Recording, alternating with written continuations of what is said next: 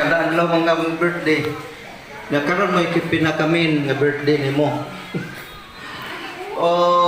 Dili man ko kama-order mo palit og gift. No kay kanana ang di man ko ana muhatag lang ko nimo ikaw na ibahala mo palit ani o kung saon. Alit nagpatis. Akong message nimo kay wala naman kapit naman mahulog kung ulit. Okay, one like one. Now, akong message nimo nasa James chapter 1 verse 12. James chapter 1 verse 12, the blessed is the man who persevere under triumph, because if he stood the test, he will give the crown of life that he promised those who love him. Padayon sa imo pagkagwapa kaya sa pagpangalagad sa Ginoo. No?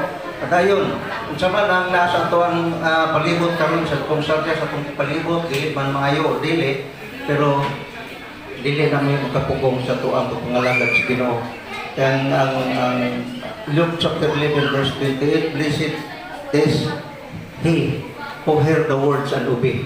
Ang importante sa Ginoo ang pagsugod. Amen. Dili kay ang nakahibalutas daghan sugo niya, pero wala na ito buhataw, wag niya pagpuslanan. Okay? So, mura na, o daghan kayong salamat sa imong birthday nga busog match.